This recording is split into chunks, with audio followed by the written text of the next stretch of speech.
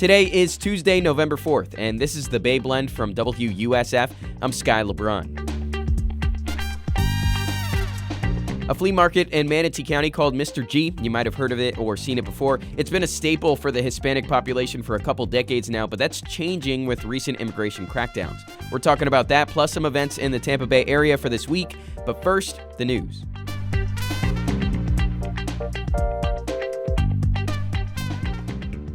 Ybor City is so unique. It's one of the only places in Tampa you could have a nice family dinner, learn some of the city's old Latin history, and then party until 4 a.m. and grab a slice of pizza while you're clinging on to life. Well, soon you could also go to the hospital in Ybor. Tampa General is planning its next branch right on Adamo Drive across from the IKEA store. The 10 acres they're planning could also include a hotel and apartments. Here's developer Daryl Shaw talking about the potential.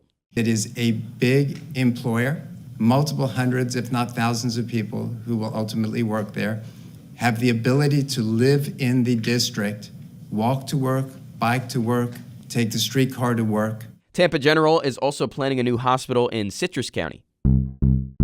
Right now, funding for food assistance like SNAP is still happening after federal judges told the Trump administration they have to use other ways to fund it during the government shutdown. But things could change in court, meaning 3 million Floridians could lose that assistance.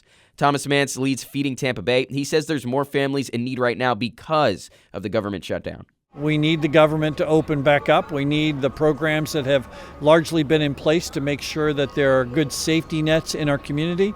They need to function and to operate. We can't cover that gap forever.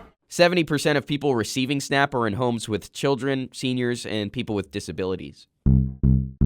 Florida's Department of Corrections held its first ever graduation event for the Jefferson Correctional Institution's electrical program. It gives inmates training that could lead to a job when they serve their time. Here's William Radford. He's set to be released next year. Having a program like the electrical program here where people can actually learn skills that can be applied back into the real world, I think it makes them a little bit more desirable. The department says inmates who get involved in programs like this only reoffend about 8% of the time. Mr. G Flea Market in Manatee County has been going strong for a couple decades now. You could get your clothes, household goods, fruits and veggies, and even live chickens there.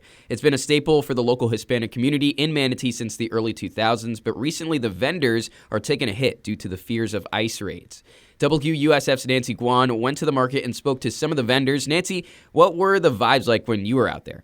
So just to give you a sense of what Mr. G is like, if you've ever been to a flea market, it's huge. And Mr. G is no different. The place is massive. There's hundreds of vendors, like you said, selling all kinds of things. When we spoke to the vendors, all of them told us that their sales were down. And they all said that the crowd is simply not the same as before. And they told us that usually people were packed in the hallways, but it wasn't like that when we were there. There was a couple families shopping, but there weren't any lines for anything like they said. One of the vendors I spoke to, his name is Ortiz, and we're just going by his last name because of his immigration status. But Ortiz had a good pulse on what was happening at Mr. G because he makes things like signs and t-shirts for other vendors, and this is what he had to say.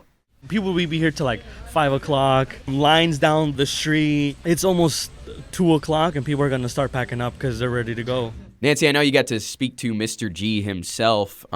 Is that his given name?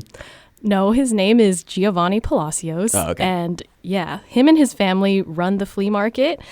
Giovanni told me that the number of people coming into the market was down about 30% this year compared to last year.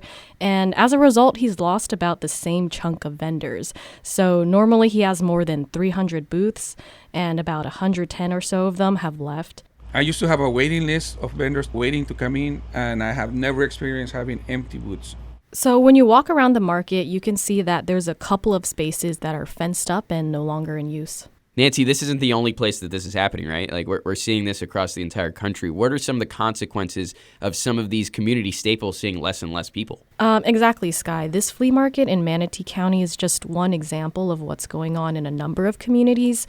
I spoke to Jeremy Robbins, an expert from the American Immigration Council, and he told me that a lot of businesses that typically serve immigrants are seeing this chilling effect because of immigration enforcement. If people aren't spending, that trickles through the whole economy because then businesses aren't earning and then there are fewer jobs and then there's fewer money to spend. So experts like him are watching for those hits to the local economy, but shoppers and vendors tell me that there's a loss that's harder to measure. It's a sense of community and a sense of belonging that they think has faded too. Well, if you want to read more and listen to Nancy's feature, hear from Mr. G, sadly, he's not just a big, large letter G, you can right now at WUSF.org. Nancy, thank you so much for the time. Thanks, Sky.